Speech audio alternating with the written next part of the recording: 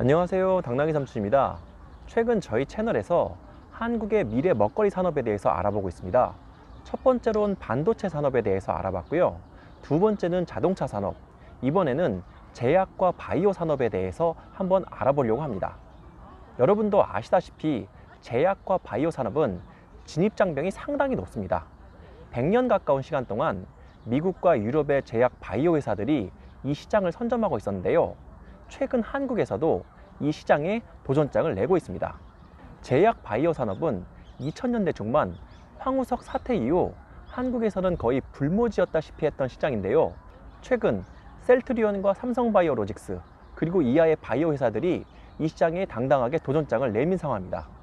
이런 한국의 바이오 제약 기업들은 높은 진입 장벽을 감안하면서도 높은 성과가 기다리고 있기 때문에 이러한 이유 때문에 진입을 하고 있는데요.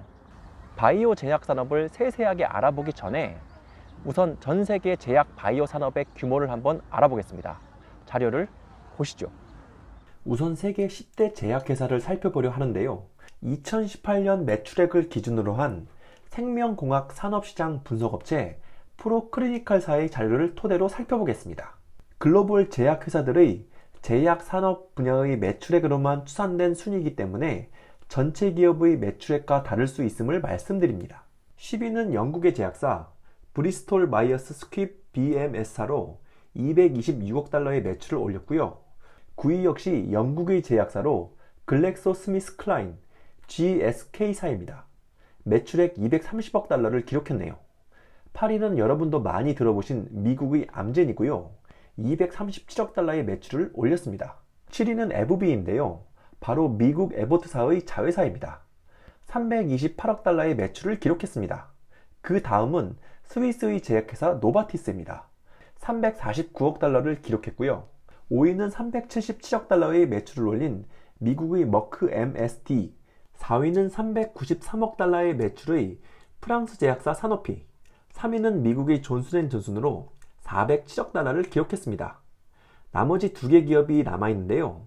3위부터 8위까지의 기업을 보아도 우리가 잘 모르는 회사들이 대부분인데요.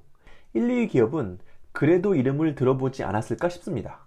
2위는 스위스 제약회사인 로슈로 456억 달러의 매출을 올렸네요. 참고로 SK 하이닉스보다 높은 매출액을 기록할 정도의 거대 기업입니다. 이제 1위를 알아볼 텐데요. 1위는 미국의 화이자로 지난해 무려 537억 달러의 매출액을 기록했습니다. 그런데 전세계 제약산업 전체 매출액 합계가 1조 2048억 달러인 것을 보면 상위 10개 기업이 전세계 시장의 30%가량을 점유하고 있다는 것을 알 수 있습니다. 참고로 지난해 전세계 반도체 시장의 전체 매출액 합계가 4,767억 달러였는데요. 반도체 시장의 3배 정도 규모에 달하는 엄청난 시장이 바로 이 제약 시장입니다. 그런데 앞에서 살펴본 제약회사들은 제약뿐만 아니라 의료 장비나 생필품 등 다양한 포트폴리오를 구성하고 있는데요. 비제약 부분을 포함시킨 전세계 제약회사 순위도 한번 살펴보겠습니다. 이 순위를 살펴보는 이유는 과연 의료산업 시장이 어떤 나라들에 의해서 점유되고 있는지를 알아보기 위함입니다. 조금 더 깊이 들어가기 위해 20개 기업을 살펴보겠습니다. 일단 16위부터 20위를 보면요. 20위 미국의 바이오젠, 19위 미국의 셀진, 18위 아일랜드의 엘러겐, 17위 독일의 메스크, KGGA, 16위 덴마크의 노보 노디스크의 순입니다. 역시나 한국 사람들에게는 잘 알려져 있지 않은 기업들이 많은데요. 11위까지의 기업을 계속 알아보겠습니다. 15위는 일본의 기업입니다. 아시아 기업 중에 유일하게 20위 안에 이름을 올린 회사인데요. 바로 다케다 제약입니다. 14위는 영국의 아스트라제네카, 13위는 미국의 길리어드 사이언시스, 12위는 영국의 브리스톨 마이어스 스퀴브, 11위는 미국의 암젠사입니다. 제약으로는 10위 안에 들어간 기업들이 전체로 보면 11위에서 20위권 안에 위치하는 것을 보면 제약으로만 제약기업들이 수익을 내지 않고 있다는 것을 반증하기도 하는 것인데요. 이러한 이유는 지식재산권과 관련이 있습니다. 지식재산권이 만료가 되는 시점에서 그 특허권을 받을 수도 없고요. 바이오 시밀러 복제약이 출시돼서 그 오리지널 약 시장을 점유해 가기 때문이죠. 그렇기 때문에 사업을 다각화하여 위험을 분산하고 있습니다. 그러한 기업들의 대표적인 기업이 존슨앤존슨과 바이엘입니다. 그럼 1위부터 10위까지의 기업을 또 한번 알아보시겠습니다. 자료를 보시죠. 지난해 전 세계 매출액 10위를 기록한 제약회사는 미국의 일라이 릴리 앤 컴퍼니로 246억 달러의 매출을 냈고요. 9위는 미국의 에브비가 328억 달러, 8위는 영국의 글락소스미스 클라인이 411억 달러, 7위가 스위스의 사노피로 421억 달러, 그리고 6위가 미국의 머크로 423억 달러의 매출액을 올렸습니다. 그런데 17위의 메르크와 6위의 머크는 원래 같은 회사로 독일의 메르크가 19세기 미국의 머크 앤 컴퍼니를 설립한 것입니다. 현재 한국에서는 MST라고 불리고 있습니다. 이제 1위부터 5위의 기업들이 남아있는데요. 5위는 왜 이 회사의 이름이 나오지 않는가라는 의문이 들게 했던 기업입니다. 바로 아스피린으로 유명한 독일의 바이엘 AG입니다. 무려 467억 달러의 매출액을 기록했죠. 그런데 바이엘은 67%가 비제약 분야의 매출로 우리가 알고 있는 것과는 달리 거대 제약회사라고 불리기 어려운데요. 석유화학, 종자산업 등 여러 분야에 진출해 있는 회사입니다. 나머지 4개 기업들은 앞에서 알아본 제약 분야 매출 상위 기업들이 포진해 있습니다. 4위는 532억 달러의 매출을 낸 스위스의 노바티스이고요. 3위는 미국의 화이자가 537억 달러를 기록했는데요. 화이자는 매출의 거의 전부를 제약산업 파트에서 기록할 만큼 순수 제약회사이자 시장의 최강자이죠. 2위는 581억 달러로 스위스의 로슈가 차지했고요. 1위는 바로 미국의 존슨앤존슨입니다. 무려 816억 달러의 매출을 기록했는데요. 존슨앤존슨은 포트폴리오에 있어서도 대단한데요. 제약산업과 생활용품 및 의료기기 등 비제약산업 분야의 비율이 딱 절반씩을 나눠 갖고 있어서 진정으로 괴물 같은 기업이라 할 수 있습니다. 지금까지 제약산업의 20개 기업을 알아봤는데요. 이 20개 기업의 이름을 알아본 가장 큰 이유는 이 기업들의 국적을 한번 알아보기 위함이었습니다. 이 기업들의 국적은 총 9개 기업이 미국의 기업이었고요. 일본의 다케다 제약을 제외한 나머지 프랑스, 스위스, 영국, 아일랜드 등 서유럽 국가들이었습니다. 이 시장의 70% 이상이 미국과 서유럽의 기업들이 점유를 하고 있다고 알려져 있는데요. 과연 이러한 선진국이 놀이터인 제약 바이오 시장에서 한국이 진입이 가능한 것일까요? 그게 정말 말이 되는 것일까요? 그 이유를 알기 위해서는 전 세계 제약 시장 규모가 어떻게 늘어나고 있는지에 대해 살펴봐야 할 듯 싶습니다. 2009년부터 2018년까지 지난 10년 동안 제약 시장의 규모는 45%가량 성장했고요. 연평균 4.3%가량 성장할 만큼 지속적인 성장을 이뤄내는 시장입니다. 전 세계 경제가 10년 동안 37% 성장했고 연평균 성장률이 3.6%를 기록한 것을 보면 확실히 황금이 넘쳐나는 기회의 땅으로 보이는 것은 맞습니다. 게다가 여기에 주목해야 할 시장이 또 있는데요.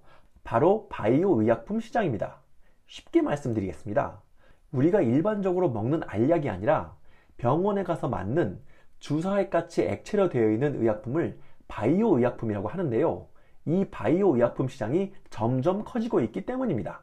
2009년 1010억 달러에 불과하던 시장이 지난해 2430억 달러로 늘어났는데요. 불과 10년 사이에 2.4배 규모로 시장이 커졌습니다. 연평균 10.3%로 성장하는 시장인 것이죠. 거기에 제약산업 규모에서 차지하는 비중도 2009년 12.2%였는데요. 2014년까지 꾸준히 증가해 16%를 점유하다가 2018년에는 20%를 넘어섰습니다. 바이오 의약품 시장이 열리고 있는 것인데요. 한국 기업들의 공략 포인트도 바로 여기에 있습니다. 한국 기업들의 공략 포인트를 알아보기 전에 바이오 의약품 매출액 탑3를 알아볼 텐데요. 이 매출액을 통해서 시장 규모를 추측해 보실 수 있으실 겁니다. 자료를 보시죠. 바이오 의약품 매출액 1위는 바로 미국의 에브비의 휴미라인데요. 류마티스 관절염 치료제입니다. 지난해 200억 달러의 매출을 올렸습니다. 하나의 의약품 하나로만 22조 원을 벌어들인 것인데요. 약 하나가 올린 매출액이 지난해 삼성화재 매출액과 비슷합니다. 제약산업의 특성상 한 번 만들어 놓으면 꾸준히 팔리기 때문에 영업이익률이 다른 제조업과 비교할 수 없을 만큼 높고요. 2017년 휴미라의 매출액이 184억 달러였습니다. 2002년에 미국 식약청 FDA의 허가를 받아서 그동안 벌어들인 돈을 누적해보면 1365억 달러인데요. 의약품 하나로 160조 원 가량을 벌어들인 것입니다. 참고로 휴미라는 2016년 에브비사의 한 해 매출의 3분의 1을 차지할 정도였죠. 바이오 의약품 2위 매출액을 기록한 제품은 혈전증과 뇌졸중 치료제인 엘리퀴스인데요. 브리스톨 마이어 스킵사와 화이자가 공동 개발한 제품입니다. 99억 달러의 매출을 기록했고요. 그 다음으로 높은 매출을 기록한 의약품은 다발성 골수종 치료제인 레블리미드입니다. 97억 달러의 매출을 올렸습니다. 3위까지의 의약품들을 보면 모두 10조 원 이상의 매출액을 기록하고 있죠. 그만큼 바이오 의약품 하나를 출시할 경우 휴미라의 예처럼 20년간 기업을 책임지고 그 매출액 또한 웬만한 기업들의 매출액만큼이나 많을 수 있는 것입니다. 그렇기 때문에 한국의 바이오 기업들이 이 시장의 진출을 위해 사활을 걸고 있는 것입니다. 한국의 바이오 기업이 정말 세계적인 신약을 하나 개발해낸다면 그 기업은 일약 세계적인 기업으로 발돋움이 되는 것이죠. 그런데 개발을 하기 전에 엄청난 기술력과 자본력이 들어가도 신약 개발에 실패하면 그 후유증이 그 산업과 자본시장에 동시에 엄청나게 영향을 미칩니다. 이러한 부작용은 저희 채널에서 따로 심각하게 다룰 예정이고요. 한국의 바이오 기업들이 신약 개발만큼 사활을 걸고 있는 산업이 또 하나 있습니다. 그것은 바로 바이오 시밀러 산업인데요. 이것은 한국 미래 먹거리 바이오 산업의 핵심 축입니다. 바이오 산업에 크게 관심이 없으신 분들은 조금 처음 들어보는 생소한 산업일 수 있는데요. 쉽게 말해서 오리지널 생약을 비슷한 효능을 가진 복제약으로 복제를 하는 산업이라고 말씀드릴 수 있습니다. 여기서 잠깐 복제약에 대해서 설명을 해드린다면 알약은 화학식으로 복제가 상대적으로 쉽습니다. 하지만 바이오 의약품은 생약이기 때문에 완벽한 복제가 어렵습니다. 바이오 시밀러는 완벽한 복제가 아닌 비슷한 효능을 낸다고 해서 바이오 시밀러라고 불리는 것입니다. 이 산업과 기업에 대한 분류는 저희가 다른 편에서 제작을 하고 있으니 기대해 주시고요. 그런데 바이오 시밀러 시장은 한국의 기업들에게 주 타깃이 되는 시장입니다. 이 바이오 시밀러 시장이 앞으로 어떻게 커질지 자료를 또 보시겠습니다. 제약산업 분석업체 이벨리에이트 파머의 자료이고요. 바이오 의약품 시장은 올해 2,550억 달러로 전년 대비 4.9% 성장할 것으로 예측되었는데요. 2020년은 2,770억 달러로 8.6%, 2021년은 3,000억 달러로 8.3%, 2022년에는 3,270억 달러로 9%가량 성장하여 연평균 7.7%의 성장률을 기록할 것으로 예측되고 있습니다. 그런데 바이오 시밀러 시장은 이보다 성장세가 가파릅니다. 올해 2,410억 달러로 50%의 성장을 이룰 것으로 예상되었는데요.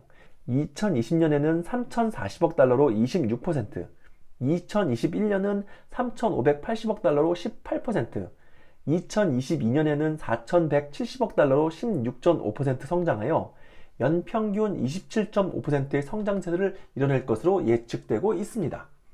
바이오 제약 시장의 상승세보다 바이오 시밀러 시장의 상승세가 더 무서운 것이죠. 그런데 이 바이오 시밀러 시장의 선도 기업은 다른 나라의 기업들이 아닌 바로 한국의 기업들입니다. 셀트리온과 삼성바이오로직스의 자회사인 삼성바이오 에피스입니다. 다음 시간에서는 셀트리온을 중심으로 이 바이오 시밀러 시장을 한번 알아보도록 하겠습니다. 황금알을 낳는 거위와 같은 바이오 산업이 과연 한국의 미래 먹거리 산업이 될지 앞으로 이어지는 3부작 시리즈와 함께 여러분도 함께 심도 있게 관찰해 보시기 바랍니다. 긴 시간 시청해 주신 여러분 감사합니다. 구독, 좋아요, 알림 설정 꼭 부탁드립니다. 감사합니다.